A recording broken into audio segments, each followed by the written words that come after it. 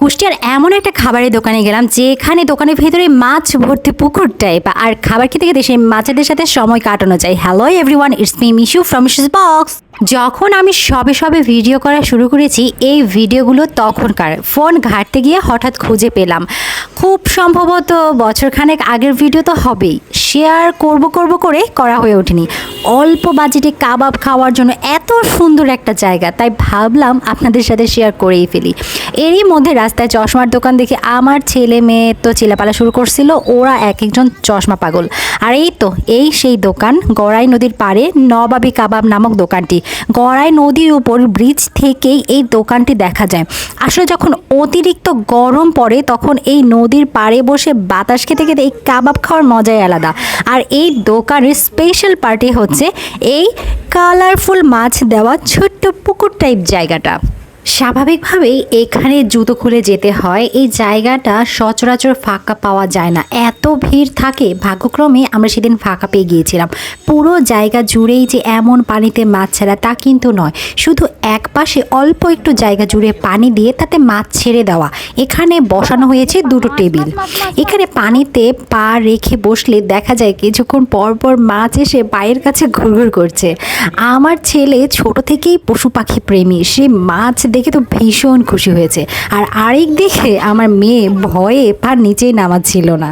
এখানে এসেই আমরা প্রথমে আমাদের অর্ডারটা করে দিয়েছিলাম, কারণ এখানে অনেক সিরিয়াল হয়। কেউ ভেতরে জায়গা না পেলেও বাইরে নদীর পাড়ে বসে যায় কাবাবের প্লেট হাতে। আমরা অর্ডার করেছিলাম চিকেন শিক কাবাব আর রেশমি কাবাব। দাম ছিল মাত্র 90 টাকা করে, ভাবা যায়। সাথে ছোট্ট ছোট লুচিগুলো খুব সম্ভবত 5 টাকা করে ছিল।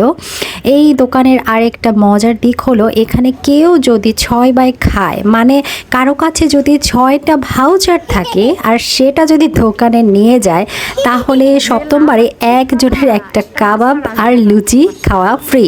দারুণ না ব্যাপারটা? আর টেস্টের কথা যদি বলতে হয়, এত অল্প টাকায় এমন কাবাব হিসেবে আমার টেস্ট ভালোই লেগেছে। তবে এদের চিকেন হরিয়ালি কাবাবটা বেশি মজা। তো আপনারা তো আমার ছেলের কাণ্ড দেখতেই পারছেন, সে চাচ্ছে মাছ তার পায়ের কাছে এসে ঘুরঘুর করুক, তার জন্য পানিতে জোরে জোরে পা ছুটছিল। বোঝানো যাচ্ছিল না এভাবে করলে মাছ আরও দূরে সরে যায়।